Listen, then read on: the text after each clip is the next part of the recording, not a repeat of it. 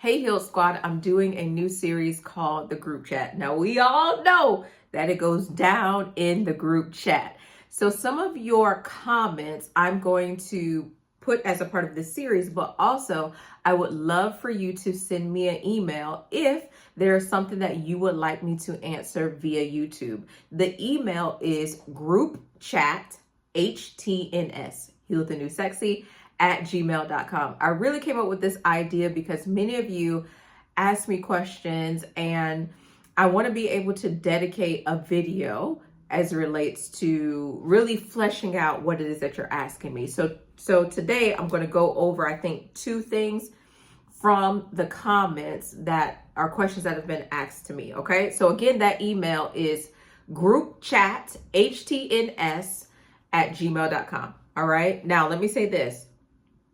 If it's an emergency type situation, please don't send it to that email because I don't know how many emails that I may receive. Please provide as much detail as you can so I can give you a complete answer, and be sure if you're not subscribed that you subscribe because you don't want to miss the group chat, because we know it goes down in the group chat. You don't want it. All the evidence is in the group chat. Okay, so this comes from SJ. Now, SJ is new here. She's new to the Heal Squad, but I love her energy. She asked me, she said, so my questions is, she said, I'll be waiting for a video to address this. SJ, real confident. I love it. And she put this comment on the why women actually need more rejection. She said, what if you're not necessarily afraid of rejection, but you don't have any drive or passion for anything specific? What if you do several things, but none of them bring you true joy? Like a jack of all trades, but master of none. Because as someone with ADHD, I will dabble in all sorts of things: music, painting, poetry, cooking, etc. But none of it makes me money, and none of it sparks a true fire in my soul. There are more so things I do sporadically or because I know I should. Like, we all should have hobbies, but shouldn't you be passionate about something? I got asked this question. So SJ brought this question up, but I also got asked this question in group coaching. So this is my response. The thing that makes you passionate may be an injustice that you see in the world. So whether it's the data centers that are being built for AI that is causing large amounts of, I don't know if it's contaminating the water or using large amounts of water, that may be something. The SAVE Act that I think is it the SAVE Act that is supposed to be passed, that you will have to have a different type of identification in order to vote. I want you to look at those type of things to see if that is something that will cause you to feel passionate. Your passion may be in serving in a local way or a more, even a global way. It could be opening an orphanage, or it could be becoming a foster parent. It could be something in legal. It could be being a farmer in where there is a food desert. That may be the thing that you may find the greatest passion.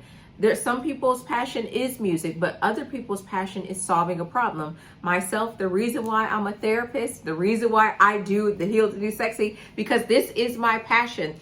I desire for women to be healed, whole, and sexy. I desire for the women to feel confident as it relates to their dating. I desire for women to have safe, romantic love. That is why I do what I do, because I grew up and I didn't witness that, and it sparked something in me. I want women to be confident and to be empowered. So that's why I do what I do. So it may not be music or pottery or those type of things. It can be that you were created, and we all were, to solve a specific problem. And so you have to identify what is that.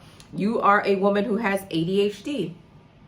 So could it be that the school system in your area doesn't have the supports for children who have a IEP plan or a 504 plan? And so you create a company to go in to be able to ensure that schools are compliant, especially with the Department of Education being dismantled.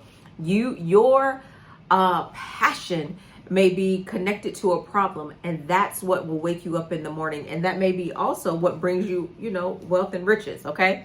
So I hope that answers your question. And also, I don't think there's anything necessarily wrong with not having drive or passion for something, but I really believe that what we should be doing is purposeful. And if you're purposeful, that's where your passion will lie. All right, SJ? So I hope that answers your question. Now, there is another. So I was looking in my analytics, and it said, I think it said 1% of my views are from India. So hello, India. And the reason why I want to point out India, because I was like, who is watching me from India? But this beautiful woman, I'm gonna call her Steph, said, I love your videos as a South Asian woman. Now, is India considered South Asia, or y'all let me know down below, okay? She said, and the reason why I'm doing hers is because it got 29 thumbs up. So there are a lot of Heal Squad members who are having the same issue, okay? She says, I love your videos as a South Asian woman. I love you too. I'm 27 and I got my heart broken really badly a year ago. Where he at? Give us the address. We'll pull up on him, okay? Just kidding, because in Georgia, it's a terroristic threat. Kidding. I don't need nobody coming to get me. I do not look good. Yes, I do. I mean, I look good in orange, but orange is not the new black over here, okay? And still haven't been feeling okay to date. Growing up, I wasn't allowed to date, so I never got that fun teenager experience. I love this. And boys were never really romantically interested in me, so crushes made me very anxious. I still carry all of that with me as an adult and feel ashamed. I feel really behind, like everyone else knows how to do it, but I don't, so I avoid it. Q. What are your tips for a woman who is trying to date, fun included, for the first time in their late 20s? So I want to say this to you. I have worked with women who are older than you that have just started dating. Okay. I want to put that out there. You are not behind. The world may say that you are a late bloomer, but we all have our own timeline. I want you to look at your life, and I want you to challenge your thinking as it relates to your dating. Yes, society will say you're supposed to date in your teens, but whenever you get to do it, whenever you start doing it, it is the perfect time for you.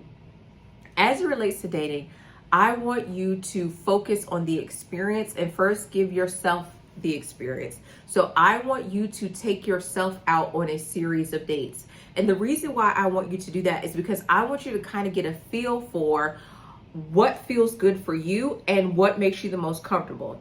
So if you know, and I just told a coaching client this the other day, listen, I wore heels in, well, I haven't worn high heels, the 4 inches, and I haven't worn those in years, okay? A kitten heel and a wedge, hate to see me coming.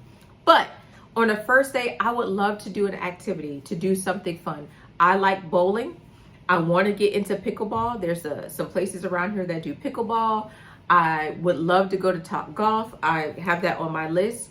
In the area that I live, y'all know I want a Porsche, so there's a Porsche experience that I would love to go to. I want you to first start dating yourself to identify in what environment you feel the most comfortable. Because when you meet a man, he may ask you, what is it that you want to do? And you already have an idea of the things that you like and you feel comfortable. That way, when you go into that environment, you're not feeling nervous about navigating that environment for the first time. So first, create experiences for you that you enjoy so that you can learn yourself. Second, I want you to not be so focused on the outcome. Whether that outcome is a relationship or marriage, I don't want you to be focused on that. I want you to be focused on getting to know men.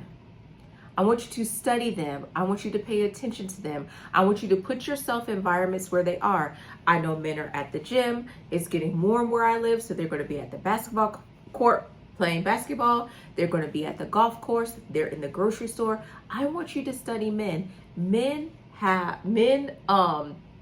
Especially those that are very confident and comfortable with women, have studied women for years. I want you to learn how men think. I want you to know what men appreciate, okay? And then I want you to go out there and to engage with them. It could be something as small as at the grocery store, you ask him to get something for you. You compliment him. I want you to become comfortable in interacting with men. A lot of women have a lot of fear as it relates to men because of negative experiences that they may have had in the past. What day was this? I think it was Saturday. Saturday, I was walking out of the gas station. There was a gentleman coming up and the doors were kind of like this, right? And so he was coming in this door, but I was coming out this door. That man walked to the door I was coming in to open the door. Those are the type of experiences, and that was just happenstance, but those are the type of experiences I want you to set your mind on. There's a lot of information about negative experiences with men and pee in the dating pool. I want you to think higher. I want you to know that there are healthy healthy men, available and ready and desire to date you. I don't want you to get all of the rigmarole about, oh, men don't want to do this anymore, men don't want to do that. No, you are going to attract healthy experiences, okay? There's something you also said about feeling ashamed, but let me go back to your childhood. One, you said you weren't allowed to date, so you never got that fun teenager experience, which you can have right now in your late 20s. And then you have to define, what is the teenager experience that you're looking for? Are you looking for your first crush? Like, what is it that you're looking for? So define that and get clear on that. Something you said where boys were never really romantically interested in me, so crushes made me very anxious. When you say they were never really romantically interested in you, boys don't pay attention to anything they're not interested in. Even if you're very smart, there may have been some boys that were interested in you, but they just didn't know how to approach you because, one, you weren't allowed to date. Okay? And then also this feeling ashamed. Are you feeling it? And you can comment some more below and I'll just comment back to you, okay? You shouldn't feel ashamed just because you haven't had an experience that other people say this is the time for you to have. I think right now is the time for you to have that experience because you're older and not old. 27 ain't old, okay? I'm 10 years older than you. But what I mean by older is that when you're dating at 16 and 17, that puppy love, you know what you're doing, right? You're fumbling around. You're doing what your friends say is cool. You get the opportunity to glean from your support system. You get the opportunity to ask people questions. Use them to help you navigate the dating scene. Use their mistakes, okay, as a way to say, okay, I don't need to do that. I should do this. That way, it also kind of protects you and shields you from headache and heartbreak, okay? So that's what I would encourage you to do. Heal from the shame. I don't know why you feel shame. Is it because I know for some women, they feel like they don't meet the beauty standard. And so they feel a lot of shame around that. We are created in God's image and likeness. He calls us beautiful, right? And just because society has their societal norms doesn't mean that you should feel shame or angry or disappointed because of how God created you, if that's the reason. If it's shame because you are a novice to dating, then do the things that I've kind of told you to do, and you won't be a novice anymore. And there's no need to feel ashamed. And for the other 29 ladies, I want you guys as well, to create experiences for yourself. Identify the environments where you feel the most comfortable. So when that man does ask you out on a date, you know what you like. You want to go to the botanical gardens, or maybe there's a room, what's the VR room, where you can have the mask on and you guys do those type of things. I want you to create experiences for yourself so that when he comes, you're able to tell him what you like and what you don't like. The most important thing I want you to know is that having a relationship with a man should start with friendship, in my opinion. When you go out with a girlfriend, you go out to have fun. You go out to enjoy her. Me and my girlfriend love to go out to eat. We love fashion. Those are the things we talk about. But in your studying of men and getting to know them, you need to identify what men like. Men like politics. They like ways to make money. They like cars. They like sports. I know here in Atlanta, if it's not canceled, the World Cup, I believe, is supposed to be coming in June. He may be a soccer fan. Have that man teach you about soccer. Say, guess what? I bet you I can score a goal on you before you can me. Maybe you grew up playing soccer. So y'all go out and have a friendly match. Whatever it is, take the pressure off of yourself and have a good time and enjoy yourself. All right. So I want to hear more in the group chat. Be sure to send me an email. The email is groupchathtns@gmail.com. This is Heal the New Sexy. My name is Smithia.